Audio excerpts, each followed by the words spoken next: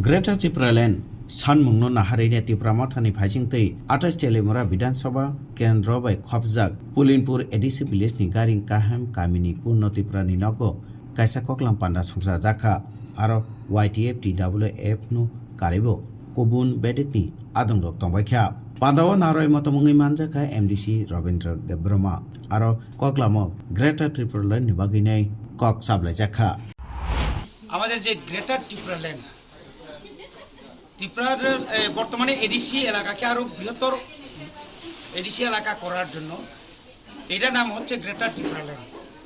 এটাকে জনগণকে আরো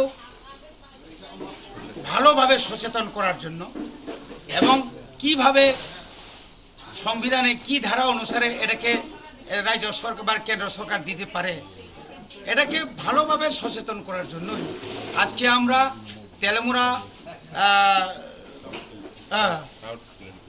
ব্লকের আন্ডারে সাউথ পুলিনপুর ভিলেজ কমিটির 4 নম্বর ওয়ার্ডে আমরা একটা প্রোগ্রাম করেছি এবং এই প্রোগ্রামে আমাদের মধ্যে আছেন এলাকার এই দাবির অর্থ এই যে কোনো জাতি ধর্ম বা কোনো সম্প্রদায়ের বিরুদ্ধে নয়। আমরা যখন প্রথম ষষ্ঠ তহসিল দাবি করি তখন অনেকেই বলছে যে না এটা সাম্প্রদায়িক দাবি, এটা জাতি উপজাতির মধ্যে বিরাট কিছু ফারাক হবে, এখানে চাকরি করা যাবে না, গাড়ি যাওয়া যাবে না।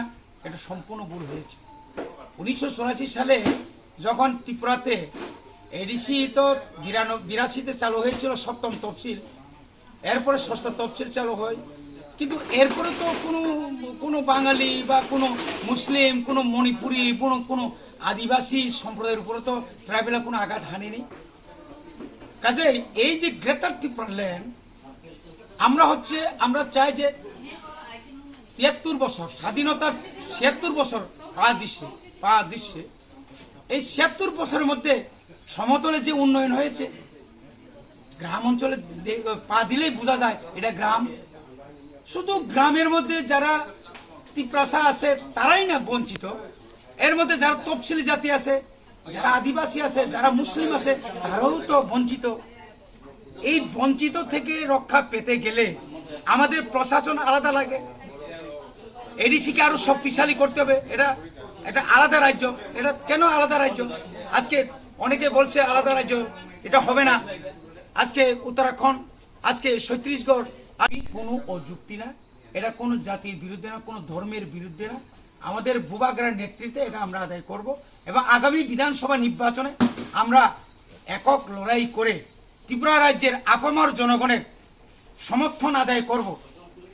জাতি উপজাতি বিভিন্ন অংশের মানুষ আগামীতে আমাদের বুবাগ্রার সঙ্গে থাকবে, এটা আমাদের বিশ্বাস। কৌশল হচ্ছে প্রত্যেকটি ভিলেজ কমিটির বুথ কমিটি গঠন করা, ওয়াটে মিটিং চলছে এবং বিভিন্ন বিধানসভা কেন্দ্রের মধ্যে আমরা অবজারভার বানিয়ে 4-5 জন আমাদের এখানে আছেন, যেমন পিকে জমাতিয়া, রাংসা কেতাং, তারা এখানে দেখভাল করছে।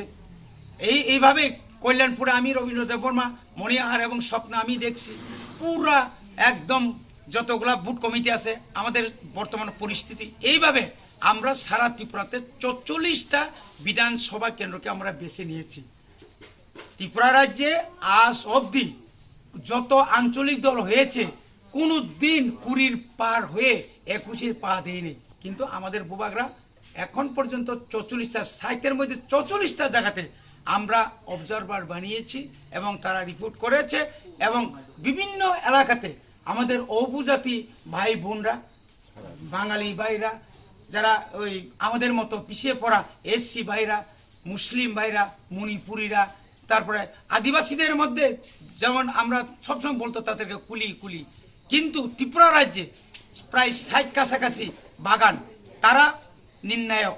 ভোট জিতবে না এটা কেন তারা নির্ণায়ক ছিল এক সময়। 2022 উপনির্বাচনে আমরা সুরমাতে একজন আদিবাসী হিন্দুস্তানিকে আমরা প্রার্থী করিয়ে 12,096টা ভোট আমরা সংগ্রহ করতে পেরেছি। Report Khumpui।